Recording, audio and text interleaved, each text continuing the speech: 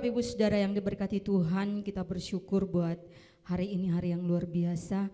Tuhan boleh bawa kita kembali untuk kita sama-sama memuliakan namanya, bersyukur buat kemurahan Tuhan, buat kebaikan Tuhan. Sebab kita tahu bahwa Dia Tuhan yang mati bagi saya dan Bapak Ibu Saudara sekalian. Oleh karena itu saja kita semua mari kita mau bersyukur bersama-sama buat kemurahan Tuhan. Terima kasih Bapa, Kau baik bagi kami.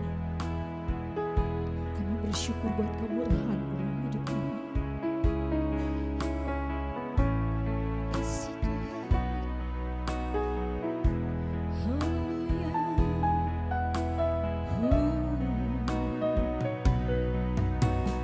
Dia Yesus telah mati bagiku.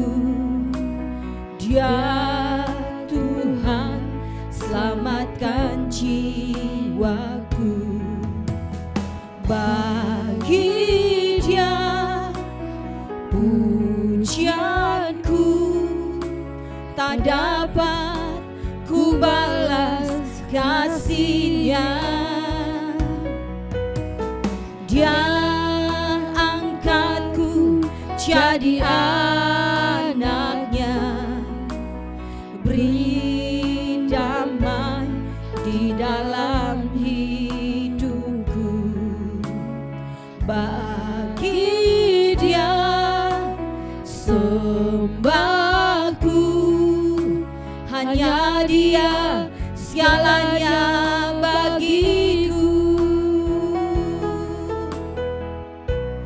Bagi Dia segala pujian, hormat serta syukur kekal selamanya.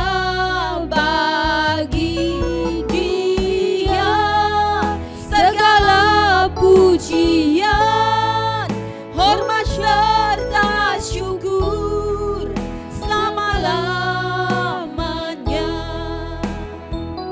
Mari dari orang pujian ini bersama-sama dengan ucapan syukur. Dia Yesus telah mati bagiku. Dia Tuhan selamatkan jiwaku. Bagi Dia pujianku tak dapat ku balas kasih-Nya. Dia angkatku, Dia angkatku jadi anaknya, beri damai di dalam hidupku. Bagi Dia sembahku, hanya Dia segalanya bagiku. Mari katakan sama-sama, haleluya. Bagi Dia segala pujian, hormat serta syukur kekal selamanya. Bagi Dia segala pujian, hormat serta syukur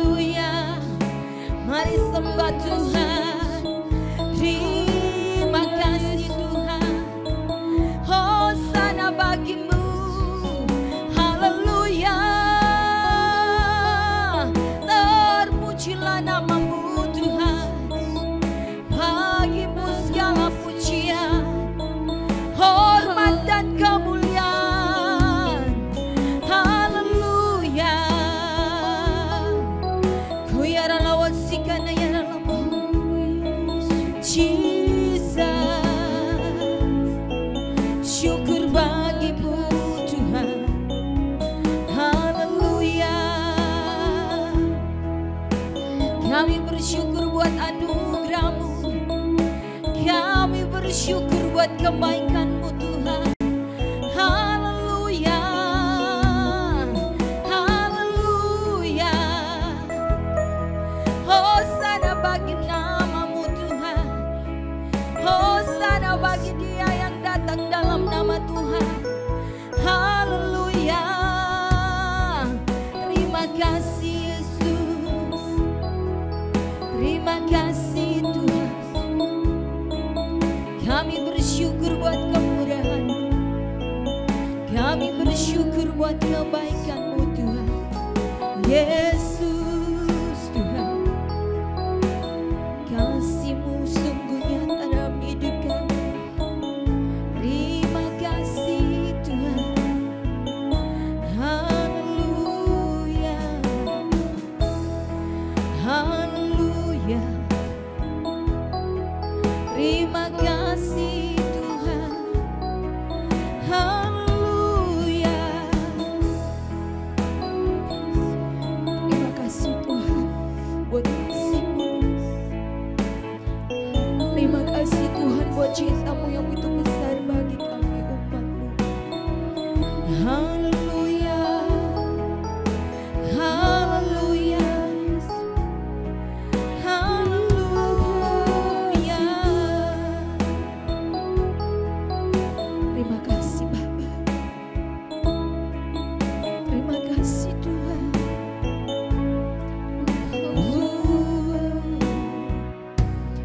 Ku nyanyi Hosana bagi Rajaku yang duduk di tahta. Aku muliakan dan ku agungkan. Kaulah yang disembah. Ku nyanyi Hosana, Hosana bagi Rajaku yang duduk di tahta. Aku muliakan dan ku agungkan. Kaulah yang disembah. Sekali katakan sama-sama, ku nyanyi Hosana. Ku nyanyi Hosana, Hosana bagi Rajaku yang duduk di tahta. Aku muliakan dan ku agungkan. Kaulah yang disembah. Kaulah yang disembah. Kaulah yang disembah.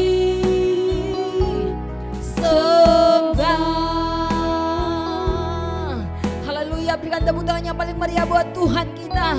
Sebab kita percaya bahwa Dia Tuhan yang bertakhta atas segala pujian kita umatnya. Amin. Haleluya.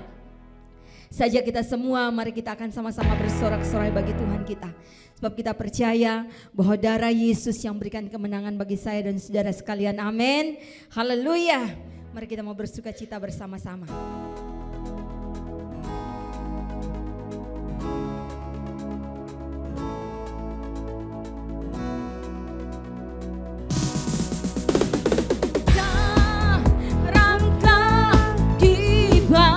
Keselamatan dan kuasa, keselamatan dan kuasa, dan pemerintahan Allah kita, dan pemerintahan Allah kita, kuasa Dia yang diurapinya, karena telah dilemparkannya para pendakwa kita.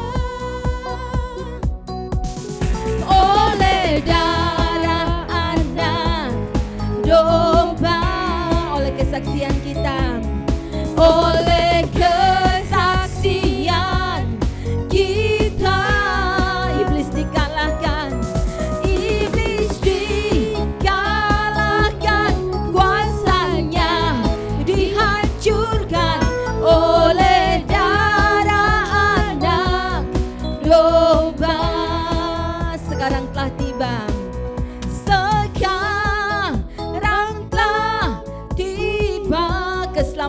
dalam kuasa, keselamatan dan kuasa dan pemerintahan Allah kita, dan pemerintahan Allah kita, kuasa Dia yang diurapinya, karena telah dilemparkannya para pendakwa kita.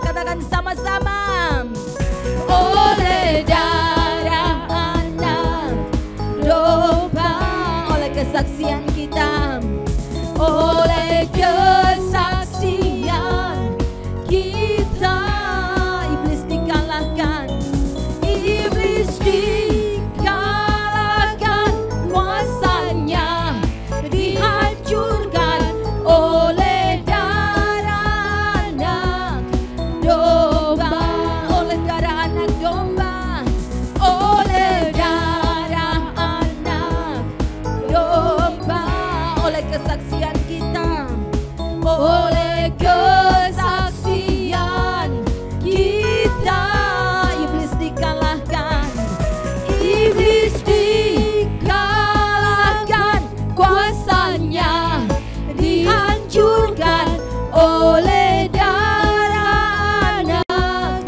domba, oleh darah anak domba,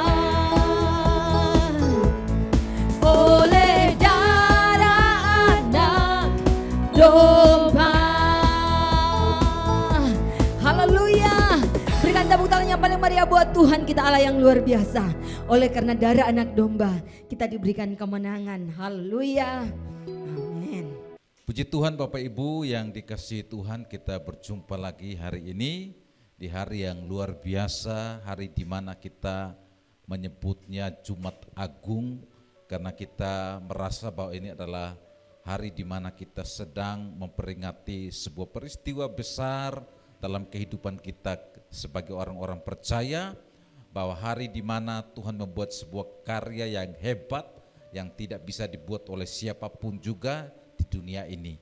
Karena itu kita bersyukur bersama-sama bahwa di hari yang agung ini, hari yang bersejarah ini, kita kembali untuk merestor kembali semangat kita, iman kita, semua yang kita anggap hilang di hidup kita, kita restor kembali, karena kita tahu bahwa untuk kita Tuhan tidak pernah main-main. Makanya seharusnya kita untuk Tuhan pun tidak harus kita main-main dengan iman kita, dengan semangat kita, dengan sukacita kita, apalagi kepercayaan kita kepada Tuhan. Karena itu hari ini sebelum kita dengarkan firman Tuhan, mari kita berdoa bersama-sama. Urapi hamba-Mu Bapa dan berkati seluruh umat-Mu hari ini, supaya kami semua mendapatkan sebuah pesan di hari yang luar biasa ini, menjadikan kehidupan kekristenan kami, kehidupan orang percaya menjadi lebih berkualitas lagi di dalam memuliakan Tuhan kami, Bapa kami yang di surga, dalam nama Yesus. Haleluya, amin. Haleluya. Bapak Ibu senang kasih Tuhan, Bapak Ibu siapkan Alkitab saudara, nanti kita akan baca beberapa ayat. Tapi hari ini tema kita untuk pasca tahun ini dikasih tema dari Gembala Senior Pak Pendeta Timotius Arifin, khususnya Bapak Ibu yang berjemaat di GBI Rock, tentang Celebrate Jesus Christ atau merayakan Yesus Kristus. Kalau kita coba pelajari ayat ini, kita baca dulu bersama-sama Yohanes 3 ayat yang ke-16. Karena begitu besar kasih Allah akan dunia ini, sehingga Ia telah mengaruniakan anaknya yang tunggal, supaya setiap orang yang percaya kepadanya tidak binasa, melainkan beroleh hidup yang kekal. Bapak Ibu sekalian kasih Tuhan Yesus Kristus, dari tema ini maka yang diajarkan kepada kita untuk merayakan kali ini bukan caranya Dia untuk datang, misalnya kelahirannya Dia atau kematiannya Dia atau kebangkitannya Dia dari antara orang mati. Tapi yang mau kita rayakan adalah pribadinya Yesus sendiri yang merupakan kado ilahi bagi setiap kita orang percaya. Itulah sebabnya saya catat di slide saya mengapa kita perlu merayakan Yesus Kristus, karena yang pertama itu adalah sebuah realita atau bukti besarnya kasih Bapa, Allah Bapa kepada umat, kepada manusia maksud saya. Yang kedua adalah bicara tentang pemberian terbesar Bapa bagi kita umat manusia, dan tentu yang terakhir adalah bicara tentang karya terbesar dalam hidupku. Jadi karya terbesar Bapa buat kita orang yang percaya. Mengapa kita perlu merayakan Yesus Kristus? Karena yang pertama adalah itu sebuah bukti nyata bahwa Tuhan tidak pernah main-main dengan kasih-Nya kepada kita. Haleluya. Yang kedua adalah bicara tentang pemberian terbesar yang pernah Tuhan buat untuk umat manusia. Dan yang ketiga adalah karya terbesar yang Tuhan buat bagi kita. Tetapi yang terakhir, yang keempat adalah yang saya mau bagikan adalah melalui Yesus kita mendapatkan status kita sebagai anak-anak Allah. Kita baca dulu ayat ini, kata Yesus kepadanya, Akulah jalan kebangkitan dan hidup. Tidak ada seorang pun yang datang kepada Bapa kalau tidak melalui aku. Jadi sering kasih Tuhan. Kemudian ayat yang ke Yohanes pasal 1 ayat ke-12, tetapi semua orang yang menerimanya diberinya kuasa supaya menjadi anak-anak Allah. Dan Matius 6 ayat ke-8 ini sebuah pernyataan Yesus, sekalipun banyak sekali ayat yang mengutip tentang Yesus berkata karena Bapamu, dan karena Bapamu. Alkitab mencatat di sini Matius 6 ayat 8, jadi janganlah kamu seperti mereka karena Bapamu mengetahui apa yang kamu perlukan sebelum kamu memintanya.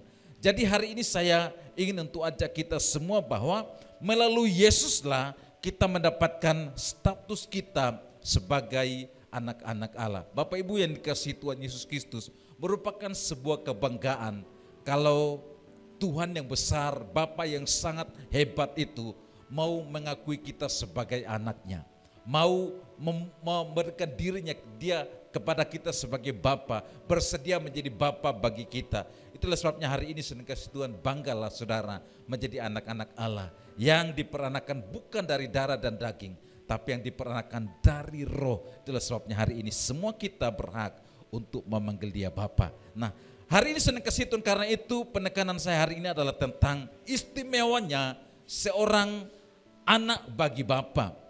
Karena Saudara kasih Tuhan bicara tentang seorang anak bagi Bapa, maka tentu contoh yang kita bisa ambil dalam kehidupan kita sehari-hari adalah hubungan kita sebagai seorang bapa dengan anaknya, hubungan kita sebagai seorang anak dengan bapaknya. Saudara bisa dapat gambarannya di situ. Makanya beberapa kali pun Alkitab memakai contoh atau gambaran tentang antara bapa dengan kita itu, bapa di surga maksudnya dengan kita itu, gambarannya seperti bapa kita di dunia ini dengan kita, atau kita sebagai orang tua dengan anak kita. Misalnya seperti Yesaya mengutip bahwa seperti bapa sayang kepada anak-anaknya, demikianlah Tuhan sayang kepada kita. Atau kitab Injil Matius mengatakan bahwa kamu adalah bapa-bapa yang jahat pun tahu memberi pemberian-pemberian yang terbaik kepada anak-anakmu, apalagi Bapamu yang di surga. Jadi untuk kita bisa mendapatkan sedikit gambaran tentang Bapa kita yang di surga, maka kita perlu belajar tentang Bapa yang ada di bumi ini, orang tua kita maksudnya. Nah, saya kasih Tuhan Yesus Kristus, istimewanya seorang anak bagi Bapa. Saya ajak kita untuk baca dulu ayat ini, Roma 8 ayat 31 sampai 39. Alkitab mencatat bahwa sebab itu, apakah yang akan kita katakan tentang semuanya itu?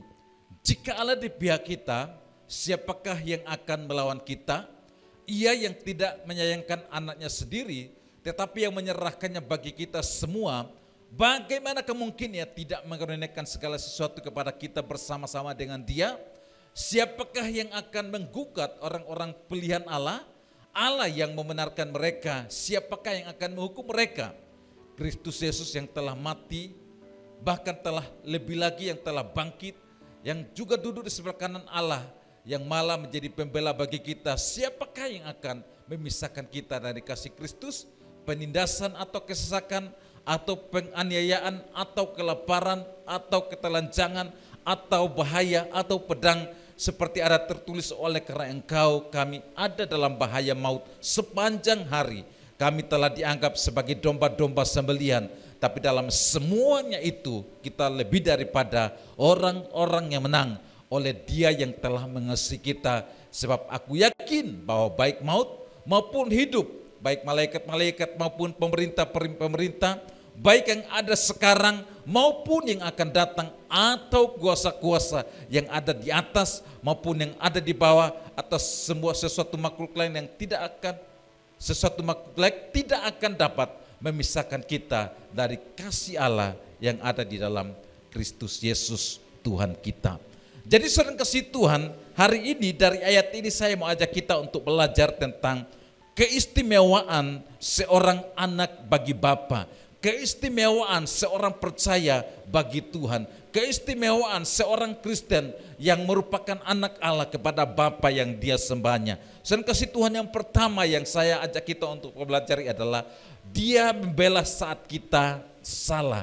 Firman Tuhan mencatat bahwa waktu Yesus mati itu saat kita masih berdosa. Kalau kita jadi orang benar, buat apa Yesus mati? Artinya bahwa saudara kasih Tuhan, kita salah, maka dia akan membela kita. Saudara kasih kita lihat ayat yang ke-33 dari Roma pasal 8. Siapakah yang akan menggugat orang-orang pilihan Allah? Allah yang membenarkan mereka. Siapakah yang akan menghukum mereka? Jadi saudara kasih Tuhan, sama seperti halnya orang tua jasmani kita, sejahat apapun kita, sesalah apapun kita, dia tidak akan pernah membuang kita.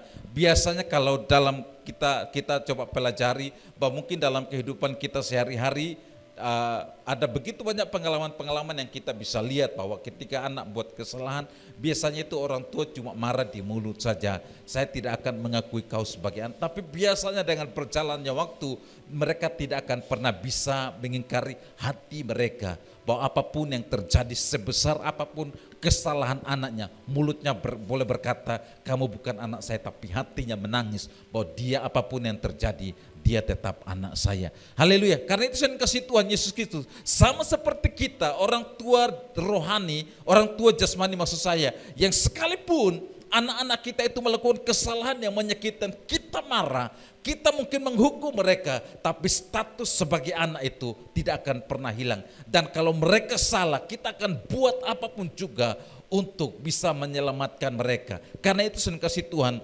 maka sebagai kita dengan Bapa kita di surga pun seharusnya kita mengerti bahwa dia tidak pernah membuang kita. Saya diberkati dengan sebuah pernyataan dari Pak Pendeta Kris Manusama, Gembala Rock Ambon.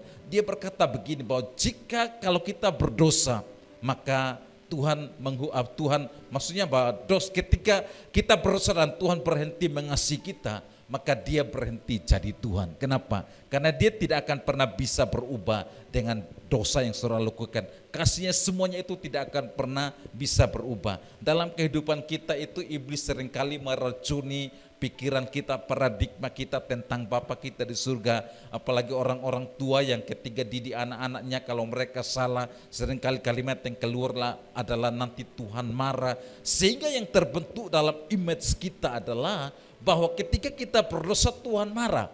Kalau kita berdosa Tuhan hukum kita. Saudara kasih Tuhan Yesus Kristus, Alkitab mencatat di situ bahwa siapakah yang akan menggugat orang-orang pilihan Allah?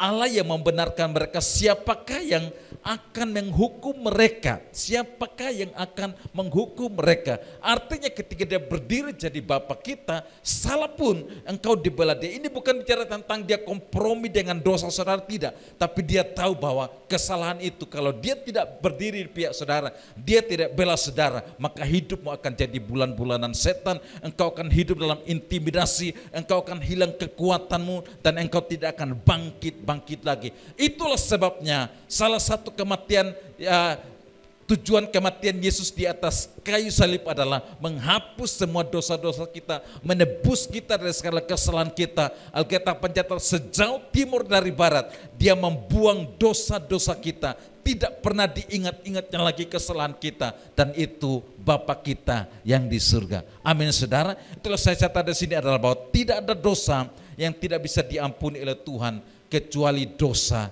yang tidak diakui atau dosa yang dipelihara. Itulah sekali lagi, kalau saudara buat dosa tidak akan pernah mengurangi kasih sayang Tuhan kepada saudara. Tapi ketika saudara buat dosa itu bicara tentang Anda yang kurang mengasihi Tuhan. Karena itu hari ini saya kasih Tuhan, mari kita sebagai orang percaya menyadari bahwa kita semua selalu dipelihara dan dibela oleh Bapa kita yang di surga. Yang pertama adalah status sebagai anak membuat kita itu selalu dibela oleh Tuhan saat kita salah. Apabila engkau jatuh tidak sampai tergeletak, sebab Bapa pegang tangan saudara, Bapa tuntun langkah saudara. Mungkin nanti dia akan menghukum, dia akan mengajar kita, akan mendidik kita supaya bangkit dari kesalahan, tidak melakukan dosa yang salah, hal yang sama lagi. Tapi tentu adalah bahwa dosamu tidak akan pernah membuat dia berhenti jadi bapamu. Hari ini, saudara yang hari ini mungkin dikuasai oleh roh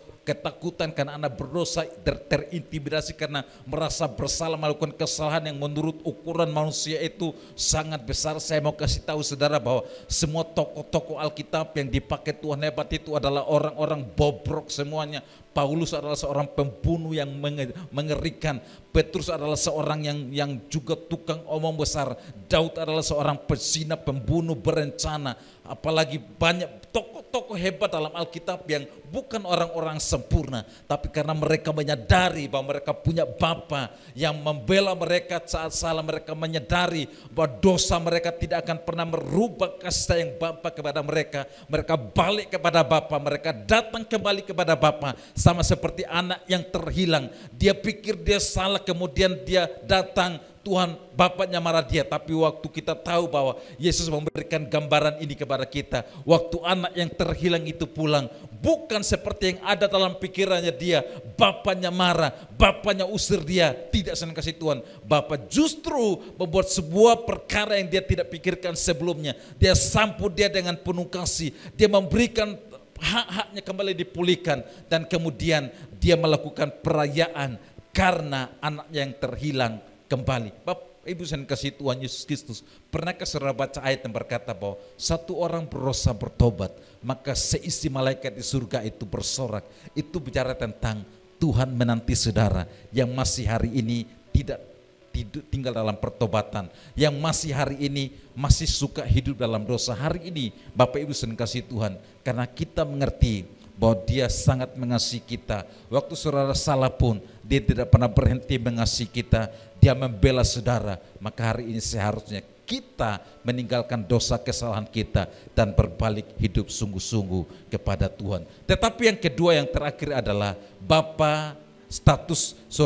keistimewaan kita sebagai anak adalah, yang kedua adalah Bapa memenuhi segala keperluan kita. Katakan amin. Saudara kasih Tuhan Yesus Kristus, kalau saudara punya anak-anak yang kuliah atau anak-anak yang sekolah atau anak-anak yang tidak ada bersama saudara, biasanya itu coba saudara mempelajari apakah mereka pernah berpikir tentang kebutuhan mereka.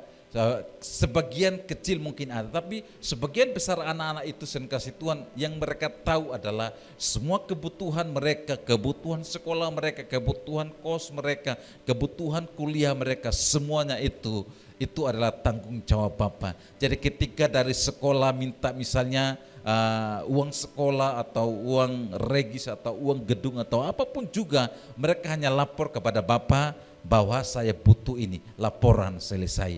Nah, yang berpikir untuk anak-anaknya itu sukses, yang berpikir untuk anak-anak itu mendapatkan pendidikan yang terbaik, yang berpikir supaya anak-anak itu mendapatkan pekerjaan yang terbaik, yang berpikir supaya anak-anak mereka itu memiliki masa depan yang terbaik, itu adalah Bapa, itu adalah tanggung jawab Bapa. Dan hari ini saya mau kasih tahu saudara bahwa Bapamu yang di surga pun melakukan hal yang sama, memenuhi segala keperluan saudara, menjamin segala keperluan saudara, sehingga saudara tidak kekurangan sesuatu pun yang baik. Roma pasal 8 ayat yang ke-32, ia yang tidak menyayangkan anaknya sendiri, tapi yang menyerahkannya bagi kita semua, bagaimanakah mungkin ia tidak mengaruniakan segala sesuatu kepada kita bersama-sama dengan dia. Di awal tadi saya sampaikan bahwa kenapa kita perlu merayakan Yesus Kristus, karena itu bicara tentang pemberian terbesar Tuhan Bapa di surga bagi kita. Bapak Ibu saya kasih Tuhan Yesus Kristus, artinya bahwa anaknya saja dia kasih, nyawanya saja dia kasih, maka semua kebutuhan kita akan apapun yang akan kita makan, apapun yang akan kita minum, apapun yang akan kita pakai, kesehatan kita, pekerjaan kita, apapun sen kasih Tuhan, Dia pasti menolong saudara. Dia Bapa yang tidak mungkin membiarkan saudara berjalan sendiri, yang memenuhi segala keperluanmu, yang memenuhi segala kebutuhanmu di dalam Kristus Yesus Tuhan kita. Ayat yang kedua yang saya ingin saudara baca adalah Matius pasal 6 ayat 26, pandanglah burung-burung di langit yang tidak menabur dan tidak menuai dan tidak mengumpulkan bekal dalam lumbung, namun diberi makan oleh siapa? Oleh Bapamu yang di surga. Bukankah kamu jauh melebihi burung-burung itu? Karena itu yang terakhir adalah saya mau kasih tahu saudara, katakan bersama-sama kalimat yang besar yang ada di atas itu, jangan khawatir.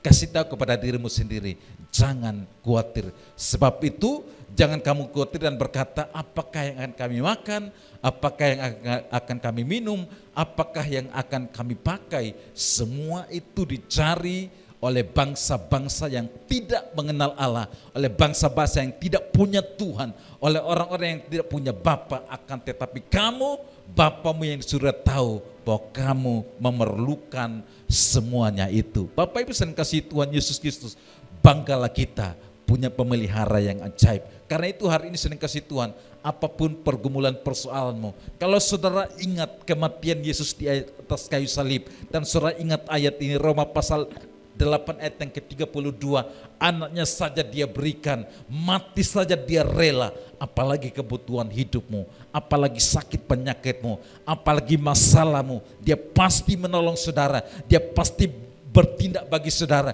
Dia pasti memelihara saudara, Dia pasti memenuhi segala keperluan saudara, Dia pasti memastikan saudara dalam keadaan baik-baik saja. Hidupmu, masa depanmu, Dia memastikan semuanya baik-baik saja. Karena itu sekali lagi, hari ini setiap kita bangga punya Bapa yang di surga. Yang terakhir alasan kasih Tuhan, selamat merayakan pemberian terbesar Bapa bagi kita. Selamat merayakan Jumat Agung. Tuhan Yesus memberkati kita semua. Jadi hari ini kasih Tuhan, selamat merayakan kematian Yesus Kristus Tuhan untuk kita. Hiduplah selalu dalam kebenaran. Kalau yang masih suka berdosa, bertobatlah supaya kematian Yesus tidak menjadi sia-sia. Dan mulai sekarang jangan pernah khawatir, karena mati saja Dia rela, apalagi semua kebutuhanmu. Dia pasti akan mencukupkan semuanya di dalam Kristus Yesus. Dalam nama Tuhan Yesus Kristus kita berdoa bersama-sama. Haleluya. Bapak Ibu yang ikut ambil bagian dalam perjamuan kudus hari ini, mari kita persiapkan roti dan anggur. Dan kita akan berdoa bersama-sama untuk kita akan masuk dalam perjamuan kudus. Mari kita berdoa, berkati roti dan anggur ini Bapa. Layakkan hamba-Mu dan seluruh umat-Mu dimanapun mereka berada. Supaya ketika kami dipersatukan dengan tubuh dan darah-Mu, kami mendapatkan bagian yang dunia tidak bisa berikan bagi kami. Di dalam nama Yesus Tuhan kami berdoa. Haleluya. Amin. Bapak Ibu angkat roti tangan kanan saudara. Saya kutip kembali ayat tadi. Roma pasal 8 ayat yang ke-32 tadi, bahwa Dia yang tidak menyayangkan anaknya sendiri, Dia berikannya bagi kita. Bagaimana mungkin Dia tidak memberikan segala sesuatu kepada kita bersama-sama dengan Dia. Waktu saudara ingat Yesus, maka saudara ingat pengorbanannya terbesar bagi kita, pengampunan dosa kita, keselamatan dalam seluruh aspek kehidupan yang sudah Dia kerjakan. Itulah sebabnya kita bersyukur bersama-sama, termasuk sakit penyakit saudara disembuhkan. Percaya kepada Ibu saudara bahwa roti yang saudara angkat ini adalah persekutuan dengan tubuh Yesus Kristus Tuhan kita. Yang percaya makan bersama-sama dalam nama Yesus.